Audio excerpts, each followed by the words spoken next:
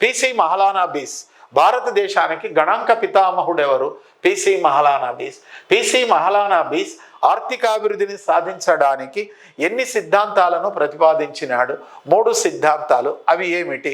1 sector model, 2 sector model, 4 sector model. PC Mahalanobis రచించినటువంటి గ్రంథం ఏది? The approach of operational research to planning in India అనే గ్రంథాన్ని రచించినాడు. పిసి మహలానాబిస్ 4 రంగాల నమూనాని దేని ఆధారముగా రచించినాడు? ట్రికిల్ డౌన్ సిద్ధాంతము. ట్రికిల్ డౌన్ సిద్ధాంతమును రూపొందించిన ఆర్థికవేత్త యుఎస్ఎస్ఆర్కు చెందిన ఫీల్డ్మెన్ అనే ఆర్థికవేత్త. ట్రికిల్ డౌన్ సిద్ధాంతం అంటే ఏమిటి? పెద్ద ఎత్తున భారీ కీలక పరిశ్రమలను స్థాపించటం వల్ల అభివృద్ధి అనేది దశల వారీగా అభివృద్ధి జరిగి దశల వారీగా అన్ని ప్రాంతాలకు అన్ని వర్గాలకు విస్తరించి పేదరికము, నిరుద్యోగము, అసమానతలనేటివి అంతరించిపోయి ఆర్థిక ప్రగతి సాధించవచ్చు అని అంటారు. పిసి మహలానాబిస్ 4 రంగాల నమూనాల్లో సి అంటే ఏమిటి? మూలధన వస్తువులపై పెట్టుబడి. C1 అంటే ఏమిటి? వినియోగపు వస్తువుల తయారీపై పెట్టుబడి. C3 అంటే ఏమిటి?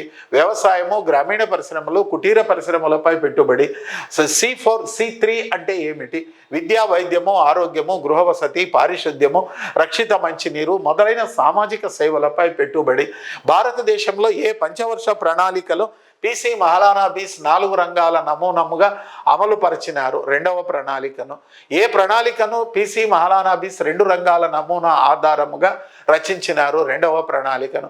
భారతదేశంలో ప్రత్యక్షంగా కానీ పరోక్షంగా కానీ ఏ ప్రణాళికా కాలం నుంచి ఏ ప్రణాళికా కాలం వరకు పిసి మహలానాబిస్ అభివృద్ధి నమూనాలతో ప్రణాళికలను రచించినారు? 2వ ప్రణాళిక నుంచి 7వ ప్రణాళిక వరకు రచించడం జరిగినది.